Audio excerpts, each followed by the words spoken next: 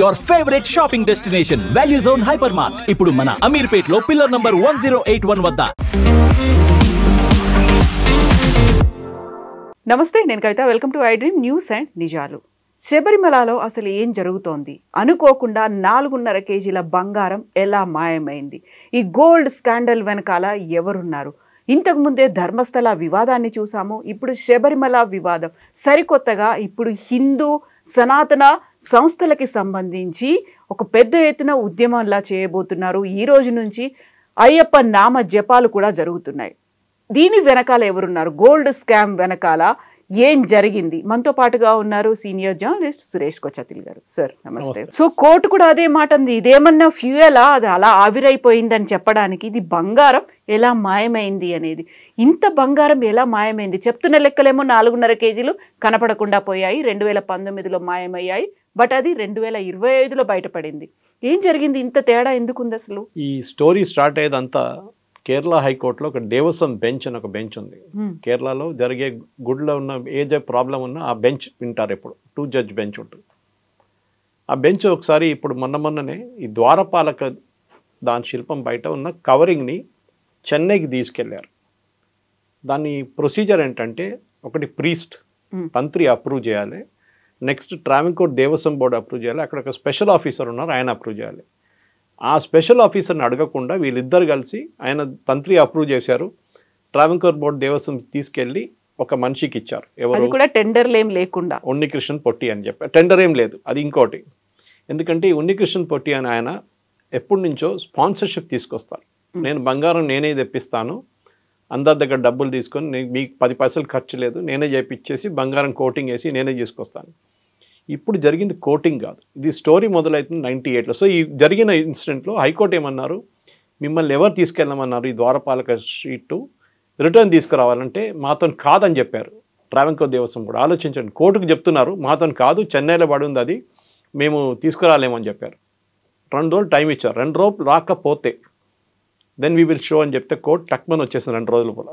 అప్పుడు తిరిగి వచ్చినప్పుడు తెలిసింది దాంట్లో బంగారమే లేదని, మొత్తం అంతా రాగి. అప్పుడు స్టార్ట్ అయింది ప్రాబ్లం. సో హిస్టరీ ఎక్కడ మొదలవుతుందంటే 98లో విజయ్ మల్య 30.5 కిలోల బంగారం ఇచ్చారు క్లాడింగ్ కోసం. పాలిష్, ఇది కోటింగ్ కాదు, పలకలు వేరు. ఇది ఏం చేస్తారంటే ఉన్న కాపర్ దాని మీద మెర్క్యూరీ పెట్టి అంటించి ద్వారపాలక కానీ పైన రూఫ్ కానివ్వండి సైడ్ షీట్స్ మొత్తం కవర్ చేస్తారన్నమాట. వర్షం పడుతూనే ఉంటుంది కేరళలో, ఇప్పుడు మనకు తెలిసింది అది. ద్వారపాలక ఎక్కువ డ్యామేజ్ కాదు కానీ రూఫ్ అండ్ సైడ్ వాల్స్ ఎప్పుడు డ్యామేజ్ అవుతూ ఉంటుంది. ఈ ద్వారపాలకలో దాన్ని తీసుకెళ్ళినప్పుడే తెలిసిపోయింది బంగారం, దాని కూడా బంగారం ఉండే కదా, అది ఎక్కడ పోయిందని చెప్పేసి. తర్వాత అది కూడా చెక్ చేస్తే అక్కడ కూడా కాపర్ ఉంది, బంగారం లేదు. మనం పాలిషింగ్ అంటే అప్పుడు కూడా అనుకోవచ్చు, మనం రోల్డ్ గోల్డ్ ఉంటుంది మన దగ్గర, అప్పుడప్పుడు అది డల్ అయిపోతుంది, కొంచెం బంగారం పోతుంది. మనం ఒక 10 గ్రాములు వేస్తే దాని నుంచి 3 గ్రాములు పోతుందేమో, అట్లా ఒక యూసేజ్లో ఉంటుంది అన్నమాట. కానీ 30 కిలోల బంగారం ఎక్కడ పోయింది? ద్వారపాలక దాంట్లో 4 కిలోలు ఉండే, అది ఎక్కడ పోయింది క్లాడింగ్తో పాటు? ఇప్పుడు కాంట్రవర్సీ ఎక్కడ ఎందుకు మొదలైందంటే, ఈ ఉన్నికృష్ణన్ పొట్టి అని చెప్పి ఒక ఆయన ఉన్నారు అక్కడ. ఆయన చాలా సంవత్సరాల నుంచి ఆయన తీసుకెళ్తాడు, పాలిషింగ్ చేసో లేకుంటే క్లాడింగ్ చేసి తీసుకొస్తారు, మళ్ళీ ఫిట్ చేస్తారు.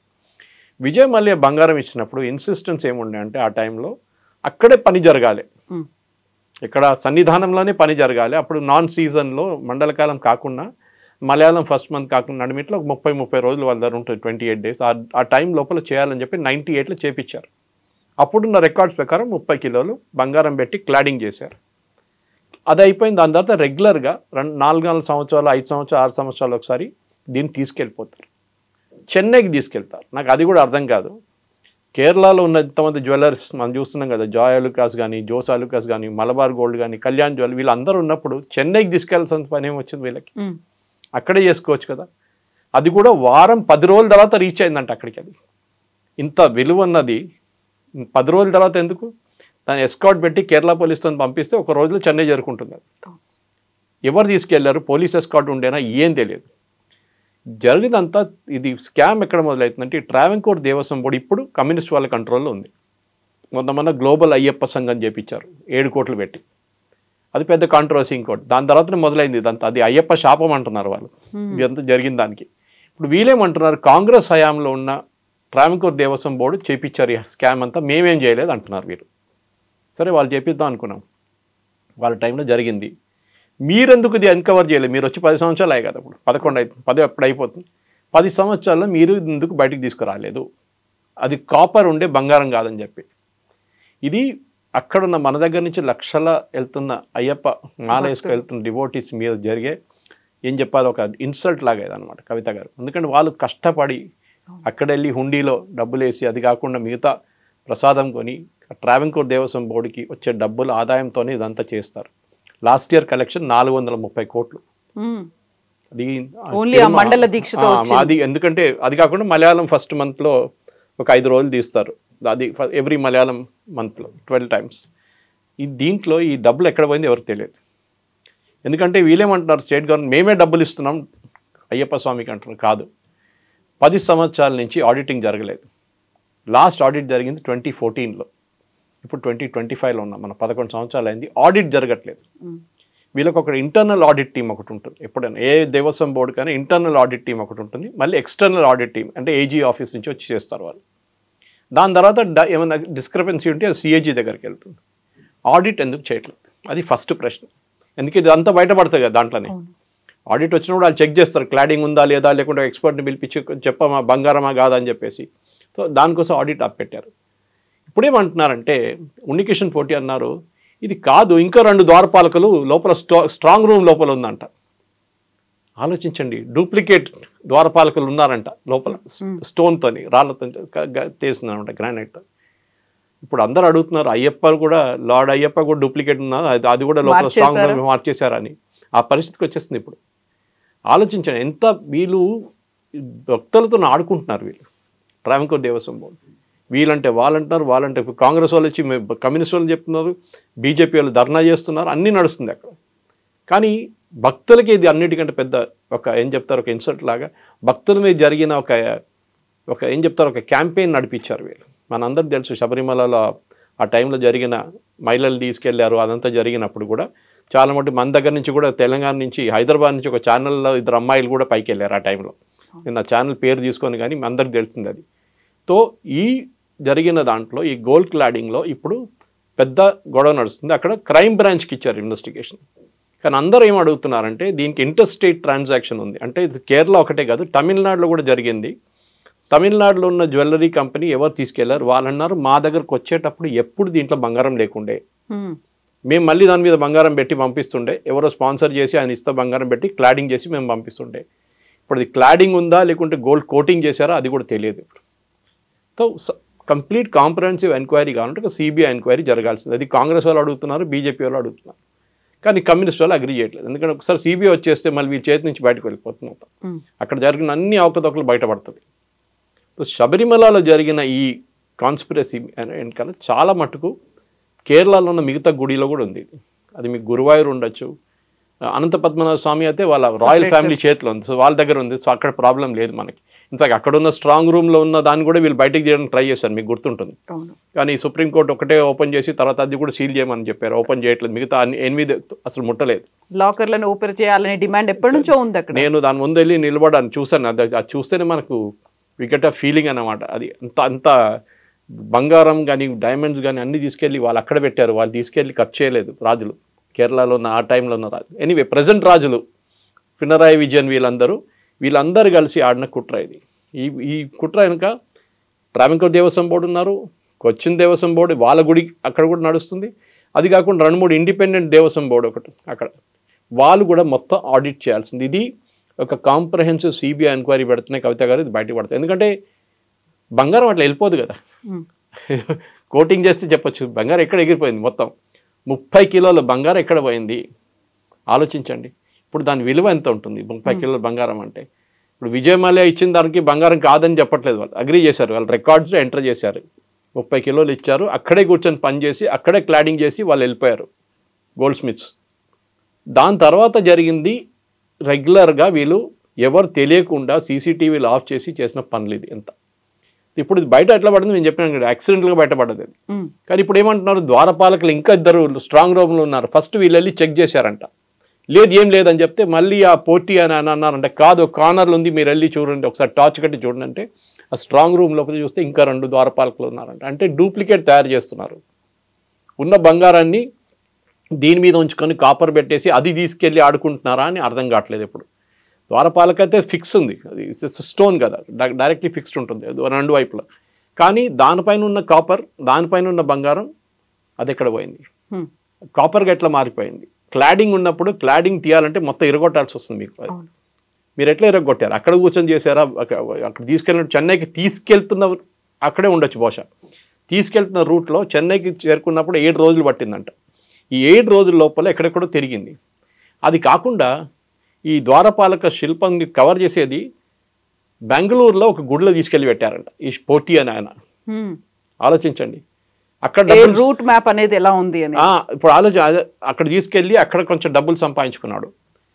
యాక్టర్ జయరామ్ ఇంట్లో కూడా తీసుకెళ్లారంట, అది కూడా వీడియో బయటకు వచ్చింది. ఇప్పుడు జయరామ్ అంటున్నాడు, నాకు తెలియదు, నన్ను ఇట్లా చెప్పాడు, ఇట్లా తీసుకెళ్తున్నాం, మేము శబరిమలకి తీసుకెళ్తున్నాం, పాలిషింగ్ అయిపోయింది, తీసుకెళ్తున్నాం, మీ ఇంట్లోకి తీసుకొచ్చి మీ ఇంట్లో పూజ చేసి అది తీసుకెళ్ళిపోతా అని చెప్తే ఓకే అని చెప్పారంట. ఆయన కూడా గుడ్ సెన్స్ ఆఫ్ దాంట్లో తీసుకొని ఉంటారు. కానీ ఆయన కూడా ఇప్పుడు ఆ కాంట్రవర్సీలో పడ్డాడు. ఇప్పుడు ఎంక్వైరీలు ఏం కావాలంటే ఈ 30 కిలోలు ఎవ్వరు రెస్పాన్సిబిలిటీ తీసుకోవట్లేదు, ఆడిట్ లేదు, డబ్బులు ఎంత వచ్చింది హుండీలో తెలియదు, ప్రసాదం ఎంత వచ్చారో అమ్మారు తెలియదు, దానికి ఖర్చైన డబ్బులు ఎంత తెలియదు, ఏ ఫిగర్స్ ఏ నంబర్ ఎక్కడ లేదు. మన ప్రజలు ఇక్కడి నుంచి మనక్కడికి వెళ్ళి అయ్యప్ప స్వామిలు అక్కడ వెళ్ళి వేసే డబ్బులంతా ఎక్కడ పోయింది, బంగారం ఎక్కడ పోయింది, దానికి అయ్యప్ప స్వామి కూడా బహుశా తెలియదేమో. ఇది చాలా సాడ్. ఎందుకంటే భక్తులు చేసిన ఒక కుట్ర ఇది. భక్తులు వాళ్ళ పాపం వాళ్ళు ఆనెస్ట్గా వెళ్తారు, అక్కడ కష్టపడి 41 రోజులు దీక్ష చేసుకుని అక్కడ చూసి వాళ్ళ సెంటిమెంట్స్ దెబ్బతిన్నాయి, పెద్ద సెంటిమెంట్ దెబ్బతిన్నాయి. ఎందుకంటే ఇది ఫస్ట్ టైం కాదు కదా, సెకండ్ టైం చూస్తున్నాం మనం. ఒకటైతే మహిళలు తీసుకెళ్ళినప్పుడు సెంటిమెంట్ చాలా దెబ్బతిన్నాయి. దాని తర్వాత యాంటీ హుండీ క్యాంపెయిన్ ఒకటి ఉండే కేరళలో, అది చాలా బాగా పనిచేస్తుంది. అంటే వాళ్ళు ఏమన్నారు, అక్కడ సంరక్షణ సమితి వాళ్ళు, ఏ గుడిలో మీరు హుండీలో డబ్బులు వేయకండి, చిట్టు పేపర్ వేయండి, దాని లోపల మేము డబ్బులు ఇవ్వము అని చెప్పి, లేకుంటే భగవంత్ పేరు రాసేసి హుండీలు వేయండి అని చెప్పారు. కేరళ గవర్నమెంట్కి 6 నెలలు డబ్బులు రాలేదు అసలు గుడి నుంచి. ఎందుకంటే హుండీ కదా వాళ్ళు మెయిన్ కరెక్షన్, హుండీ డబ్బులు ఫస్ట్ తీసుకెళ్ళిపోతారు వాళ్ళు. ఇంకేమంటారు, మన దాని నుంచి మేము జీతం ఇస్తా అంటారు. సరే మీరు జీతం ఇవ్వండి. ఇప్పుడు మన చిలుకూరు బాలాజీలో డాక్టర్ రంగరాజన్ గారు ఫైట్ చేసిన కేసు అదే మెయిన్గా. నేను హుండీ పెట్టలేదు, ఒకరోజు ఎండోమెంట్స్ వాళ్ళు వచ్చి నేను టేక్ ఓవర్ చేస్తా అంటే చిలుకూరు బాలాజీ అని చెప్పారు, నా దగ్గర హుండీ లేదంటే వాళ్ళు వెళ్ళిపోయారంట. ఆలోచించండి, వాళ్ళకి హుండీ కావాలి వాళ్ళకి. ఇక్కడ అయ్యప్ప గుడిలో కూడా అదే జరిగింది. బొలారంలో టేక్ ఓవర్ చేసుకున్నాడు ఎండోమెంట్స్ వాళ్ళు ఒక 10 సంవత్సరాల ముందు వచ్చి ఫస్ట్ హుండీలో డబ్బులు కొట్టేశారు వాళ్ళు. 30% ఆడిట్ ఫీజు అంటారు. ఏం ఆడిట్ చేస్తారండి మీరు? ఆడిట్ ఫీజుకి 30% ఎందుకు హుండీ కలెక్షన్ నుంచి? మీరు ఆడిట్ చేయండి, మీ దగ్గర ఆడిట్ డిపార్ట్మెంట్ ఉంది కదా, మీరు జీతం ఇచ్చి పెట్టుకున్నారు కదా వాళ్ళని. సో శబరిమలలో ఈ జరిగిన ఒక కంప్లీట్గా ఇప్పుడు కూడా క్లారిటీ లేదు. కేరళలో ప్రతి మీడియా ఛానల్లో ఇదే డిబేట్ నడుస్తుంది. వీళ్ళు వాళ్ళ మీద ఆరోపణలు చేస్తున్నారు, వీళ్ళ మీద ఆరోపణ చేస్తున్నారు. నడిమిట్లో పోటీ అనే క్యారెక్టర్ ఉన్నారు, ఉన్నికిషన్ పోటీ అని. ఆయన అంటున్నారు, నాకు తెలియదు, నాకు ఇచ్చింది బంగారం కాదు, నాకు ఇచ్చింది కాపరు, నేను తీసుకెళ్ళి దాన్ని ప్లేట్ చేసి నేను తీసుకొస్తాను. దీని నడిమిట్లో ఈయన ఒక 40 కోట్లు దాకా ఆస్తులు కొన్నారంటున్నారు, బిల్డింగ్లు, ల్యాండ్ అంతా కేరళలో. ఎక్కడి నుంచి వచ్చింది 40 కోట్లు? అదొక స్టోరీ. ఇంకోటి, సో దీన్ని మొత్తం బయటికి తీసుకురావాలంటే కాన్స్పిరసీని ఒకటి బహుశా రికార్డ్స్ అని డిస్ట్రాయ్ చేసేసి ఉంటారు. ఇప్పుడు దాకా రిజిస్టర్లు ఏం కనిపించదు అంటారు ఇప్పుడు కావాలంటే. అక్కడున్న విజిలెన్స్ కమిషనర్ దగ్గర కేరళ హైకోర్టు ఆర్డర్ చేసిన తర్వాత ఇదంతా బయటకు వచ్చింది. ఆ ద్వారపాలకం తీసుకెళ్ళిన దాంట్లో తీసుకెళ్ళిన వెయిట్, తీసుకొచ్చిన వెయిట్ ఏంటంటే మైనస్ చేస్తే 4 కిలోలు కనిపించట్లేదు. అదే మీరు చెప్పిన 4 కిలోలు బంగారం. తీసుకెళ్ళింది 30, తిరిగి వచ్చింది 24. సో 6 కిలోల నుంచి 8 కిలోల దాకా కనిపించట్లేదని చెప్పి విజిలెన్స్ ఆఫీసర్ ఇచ్చిన రిపోర్ట్ తర్వాతనే ఇదంతా బయటపడ్డది. ద్వారపాలక బంగారమే పోయిందంటే మళ్ళీ మిగతా బంగారం ఎక్కడని చూస్తే అక్కడ కూడా బంగారం లేదు. సో 30 కిలోలు మొత్తం పోయింది. విజయమాల ఇచ్చిన బంగారం మొత్తం కొట్టేశారు. అది ఎవరు కొట్టారో ఏం చేశారో డెఫినెట్గా వాళ్ళ మీద చర్యలు ఉండాలి, ఎంక్వైరీ జరగాలి. And with in a short time ఒక ప్రాసిక్యూషన్ పెట్టేసి స్పెషల్ జడ్జిని పెట్టేసి ఈ కేసుని ట్రై చేయాల్సిందే ఎవరైనా. కానీ కమ్యూనిస్ట్ వాళ్ళు ఉన్నదాకా, ఈ పినారాయి విజయన్ ఉన్న గవర్నమెంట్ ఉన్నదాకా ఇది బయటికి రాదు. వాళ్ళు ఎట్లయినా దీన్ని అడ్డుకుంటారు. దాన్ని బయటికి రావాలంటే కోర్టు మళ్ళీ ఇంటర్ఫియర్ చేయాలి. కోర్టులో కేసు నడుస్తుంది already. Kerala high court division benches వాళ్ళు ఆల్మోస్ట్ ఎవ్రీ డే బేసిస్లో ఈ కేసు వింటూనే ఉంటారు. వాళ్ళు ఏదో ఉంటుంది అక్కడ, ఏదో అక్కడ నడుస్తూనే ఉంటుంది. వాళ్ళ ప్రాబ్లం కంటిన్యూస్గా కేరళ హైకోర్టుకి వస్తూనే ఉంటుంది. బహుశా నెక్స్ట్ వీక్ దాకా దీని డీటెయిల్స్ బయటకు వస్తుంది. కవిత. And don't forget to subscribe to iDream. And for more videos, please subscribe to iDream. Please subscribe to iDream. Please subscribe iDream. And please subscribe to iDream. For more videos, subscribe to iDream. Please like, share and subscribe to the channel. Congratulations, iDream. Subscribe to iDream. Subscribe to iDream. So subscribe to iDream Media. iDream ki iDream team అందరికి huge congratulations. Please subscribe iDream Media. Please subscribe to iDream. Subscribe iDream. Please subscribe to iDream. iDream అంటే నా కళల ఛానల్ను subscribe చేసుకున్నారు, నోరు తిరుగుతలేదు. మీరైతే గంట గుర్తు కొట్టండి. For more such videos, please subscribe to iDream.